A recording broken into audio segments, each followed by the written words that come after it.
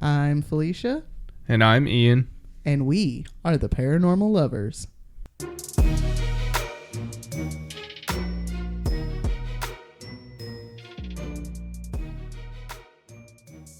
Hello, paranormal dudes, dudettes, and dudays. Welcome back to another episode of the Paranormal Lovers. Hey, guys. Hey, guys. What was that? What? You were just like... I was waiting for the burp to come up. Because it went... I heard it, I think. Barely. All right. Hi, friends. Hey, guys. We're over here just like burping and yawning and shit. Thanks for joining us for another episode, number 130. We will be taking a break from recording next weekend to spend time with family over the holidays. While we might not celebrate Thanksgiving as the holiday is celebrated today, I'll take any chance to see people and eat food, especially if I don't have to cook it. Deviled eggs. I don't get everybody's. I mean, they're all right, but I'm just meh. All right. Some deviled eggs, maybe some ham. I might get us a ham. That sounds good. Did you get that thing and bring it home? Maybe. I'll have to look in my bag. Okay. But, well, what did you love about this week? This week I loved going and seeing Jizza in Asheville. Went and one of my buddy's friends got a couple of tickets and gave it to us for free. So, yeah. Went and seen Jizza. Yeah, won't be Pretty taking cool. any more free tickets from that guy. No, It was quite an interesting evening. It was an interesting evening. The old feller was a little inebriated. He pre-gamed too hard, folks. Pre-gamed way too hard. Yeah. So it was an interesting night, but at least me and my friend got to see Jizza, part of their woo. Okay. It was 30 years of the crap. I can't remember now. Whatever. What did you like about this week? I love the warm weather. Yeah. It's been real fucking nice. It's been like in the high 60s, low 70s all week, and I'm fucking with it. So I'm here for it.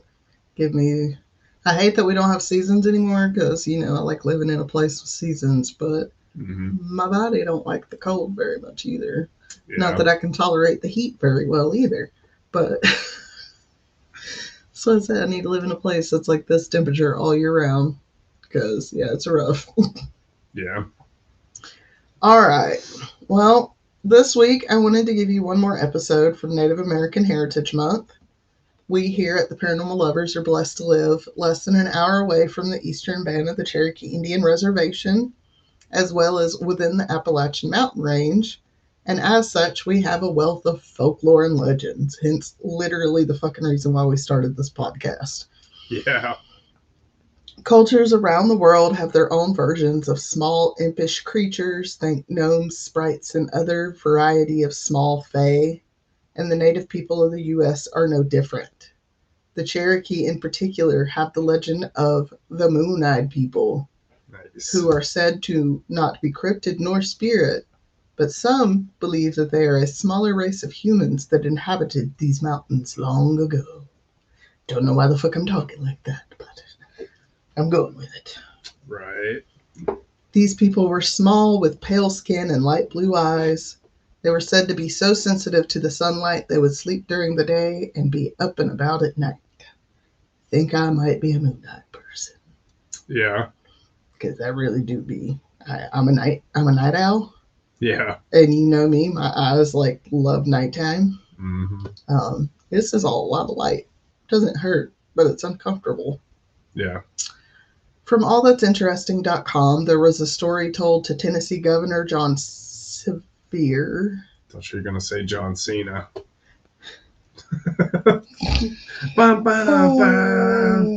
John Cena, yeah. Oh, Maddox. FBI, open up.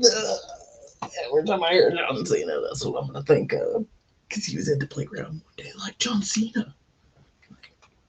I was like, all right. All right, little man. John Sevier. And I had to like think about it for a minute. I'm guessing this is who Sevierville's named after. Probably. There's a story told to Tennessee Governor John Sevier by a Cherokee chief named Oko Nostota. Oko Nostota. That was told to him by his forefathers about white men who had crossed the Great Water long ago and landed near the mouth of the Alabama River near Mobile. In the book New Views of the Origin of the Tribes and Nations of America, written by Benjamin Smith Barton, Colonel Leonard Marbury was quoted talking about these people. Leonard was an intermediary between the government and the Cherokee people and wrote, quote, the Cherokee, says Cheerake, Cherokee, tell us that when they first arrived in the country which they inhabit, they found it possessed by certain moon-eyed people who could not see in the daytime. These wretches they expelled, end quote. While many believe this just to be a legend, it is possible that these people were real and possibly descendants of Welsh nobility. Allegedly, oh, why is this shit so complicated?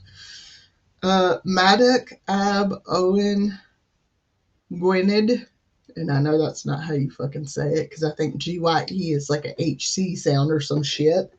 Right. And his brother Rhinrid fled from Wales in 1170 to escape a civil war with their brothers. Legend has it that they sailed west and landed in North America, but it is hard to know as these brothers disappeared from historical records during this time. So, like, I was like, well, doesn't that kind of lead to believe that maybe they actually did make it over here, considering they just, like, disappeared from historical record? But, okay. Alien. Oko Nostota allegedly believed so and told Sevier about mysterious mounds that had been built by these people. And when Welsh settlers came to the area, they were surprised to see similarities between their culture and the culture of the natives in the quote-unquote New World. Quote, Welshmen in North America found stone forts like those their ancestors had built back in Wales, noticed that some indigenous people had pale skin and blue eyes, and even remarked that certain indigenous languages sounded similar to Welsh, end quote. Which, honestly, I can see it, because if you, like, think of the way Sagili spelled. It's like a SG, but there's like a SGC. There's like a C sound in it, and it's like, okay. I'm not saying don't spell it like that. I'm just saying it's complicated, you know? Yeah. And if your mouth isn't used to making those sounds, it's hard to get your mouth deformed to make those sounds correctly. Sure. It is said that there are physical signs of the moon-eyed people and or the Welsh being in the area. Of the moon-eyed and people. Think of the moon-eyed people and or the Welsh being in the area long before Columbo, quote-unquote, found the Americas. Fort Mountain. You ever heard of it? It's in Georgia. Is one such example. There are ruins of a wall, some of the remains measuring 12 feet thick and 7 feet high, that is strikingly similar to European battlements. However, the age that some historians has estimated of the wall is centuries before the brothers left Wales, meaning if it was built by the moon-eyed people, they are not related to those two. Right. In Barton's book, he puts forth the theory that these people may be the ancestors of the Gunna people of Panama. He cites the experience of Lionel Wafer. I'm sorry.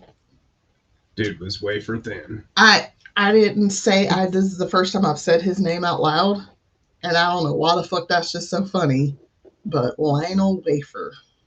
All right. OG white man. who allegedly lived among these people for some time. This nation of people are known for their good health and high rates of albinism. Hmm. They are also said to sometimes be referred to as moon-eyed people because they can see so well at night.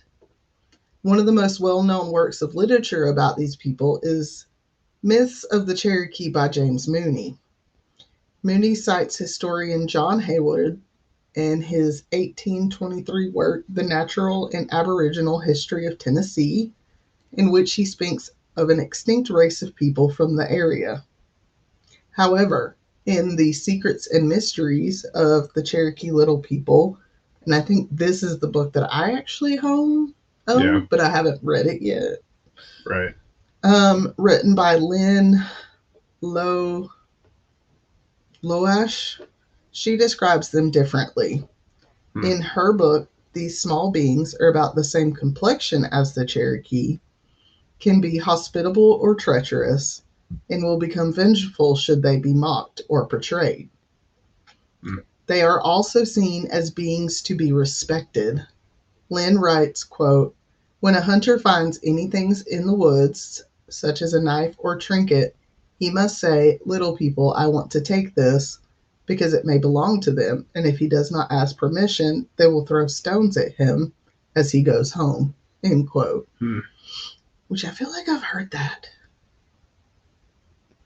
You might have heard it from me because, like, yeah, I was at work one day, and I kept finding like these like little things on the ground, whether it be like a tool or a bolt or money, even. yeah. Like most of the time, it was money, and it would be right along the path that I was walking, and I'm like, "Is that the moon-eyed people?" No, I think Or that's little just you people? actually paying attention to your surroundings. That place you work at is dirty. Yeah, I mean it is, but like, I'm not surprised you found shit all over that place. But like, if I run across a coin, I'll pick it up if it's on heads. They were always on heads, and it kept happening like day after day after day, and I'm like, So it are sounds these more presents like from the little people? that sounds more like your ancestors, honestly. Right. But no, I eventually stopped taking it because I was like, no, they're not gonna fool me with these tricks anymore. It almost feels like the Pukwudgie. Yeah. Like it's giving Pukwudgie vibes. I think there Like was luring something me similar. somewhere. No, I think there was something similar with the Pukwudgie. Like if you want to take something, you have to like ask them for it, or else they'll like throw rocks at you and try and push you off a cliff. Right. Some people have even suggested they are aliens, which once again, if you believe in the theory aliens live below us, not above us, it's not far out there. No. While the popular theory is that these people were ran out of these mountains altogether, others believe they may have went underground. And considering they are already sensitive to light, who is to say that is not where they came from in the first place? This is true. There's like millions of caves here in western North Carolina that people do not go in. In Tennessee, Yeah. like, if I remember correctly, when we went to Dollywood the last time, we passed like caverns. Yeah, Linville Caverns. No. There's Linville Caverns. There's This was different because it was out by the Bush's Baked Bean Factory. Yeah. I remember it was like out in flat land, and I was like, well, that's fucking weird. Yeah. But I'm also thinking about like the Mammoth Caves are just right over in Kentucky. And like that is the largest cave system in this country. Yeah, and I've seen a lot of caving videos. I watch a lot of YouTube, but I've seen a lot of caving videos, and these caves are just like, if you were a little person like that, you could really hide out for a long, long time without anybody ever knowing you were there. Which I think that's the basis of Hellier, the movie. It's like a docu-series. These people go to like a West Virginia mining town, and they found out it's like full of goblins or some shit. Yeah. And it's supposed to be like a true story, I think. Chrissy Bryson recommended it to us forever ago, like when we first started it, and I've never gotten around to looking at it. And then somebody else recommended it, and I've never gotten around to looking at it. I will eventually look at Hellier because I've heard it's terrifying. Right. I don't really want to, but I'll do it for you. Yeah, you look into it. And yeah, actually do, because I think it's on YouTube. Yeah. But with little written record of these people, or even artifacts left from their civilization, we may never truly know who they were or where they came from. All right, Bill, thoughts? Yeah, I think they're real. I'm fascinated by it. Me too. Who knows what's out in the woods at nighttime in these mountains? Around here? Like, do you remember? I'm trying to find out. Do you remember that one night I was cooking and I seen eyes peeking over the little wall? Where? In Candler. I was out Yes, back cooking. I do. Barbecuing. Yeah. And so there was this abandoned house that was next to us. Well, it wasn't abandoned. People were using it for storage, but it was this old rundown house out in the middle of the woods, and it couldn't have been more than 20 feet from us. House. If that far. So it's like 20, 30 feet off to my left-hand side, and I'm grilling on the barbecue on the back porch, and I look over. I don't know if I heard something or I just looked, but and I always kept a headlamp on while I was barbecuing, just because, we worked graveyard. Hands free. We worked graveyard, so we were always up at night, and he'd be out cooking at like 2 or 3 o'clock in the morning. Yeah. So I was out there cooking, and I look over, and there's this wall that is the old foundation of the porch of the house next to us. And the wall couldn't be 3, maybe 4 feet high. And I look over, and there's these eyes just barely peeking over the wall. Mm-hmm. And I'm like, oh shit, it's an animal, because they glowed. The eyes glowed when I shot the flashlight at it. I was like, hey, what is that? And the eyes, they just stared at me. So I'm getting more and more spooked, and I, started getting louder and louder, thinking it was like a bear or something. And finally, they like bobbed down and ducked down under it. And so then, I keep cooking a little bit, and I look back, and they're like peeked up again. And I'm like, what the fuck? So I got, pretty loud, started yelling at it and moving toward it. And that's when it like darted, I think towards the house and disappeared. I bet you it was a raccoon. It might have been. He was like, what you cooking? They ain't scared of shit either. He's no, like, they ain't. I will come get your food, motherfucker. Beep boop. Beep boop. Or it could have been a critter living out in the woods. Could have been a bear. Could have been a cat. We had the bears. The bears. Could have been a number of different animals, but the way the eyes were, it had to be something big because the eyes were spread out. Sounds like a bear. Sounded just kind of like a bear, yeah. May have been one of the little bears. May have been. Because there was a mama and 2 bears, and I'm pretty sure it was one of the little bears that got that bag of trash out of your truck that one time. And it didn't really dart off real fast, neither. Yeah. I could see the eyes go. They were like, all right, I'll go. I want some of your food, though. Yeah, you were lucky you never got ate on that back porch. But it could have been a moon-eyed people, too. Could have been some moon-eyed people. Could have been that. Could have been a Sasquatch. It'd have been a tiny Sasquatch. Been a tiny Sasquatch. It'd have been a laying down Sasquatch. Yeah. It had to have been laying something. Down, peeking over the wall. And then he just like army crawls away. Yeah. Like, all right, I'm going, dude. Damn. You know what? Whatever it was, we'll take that over the guy with the gun that one time. Yeah, the guy with the gun was scarier. Much more terrifying, okay? Like, You want to talk about having a panic attack? pointing a flashlight at me, like, hey, hands, keep your hands where I can see them. Motherfucker. Fuck you, it's my porch. Right. What the fuck are you doing here? Right. Oh, man. Alrighty. Well, we hope you guys enjoyed this episode. We hope you guys have a good holiday week. Stay safe, and we'll see you guys in a couple of weeks. See you guys. Be kind to each other.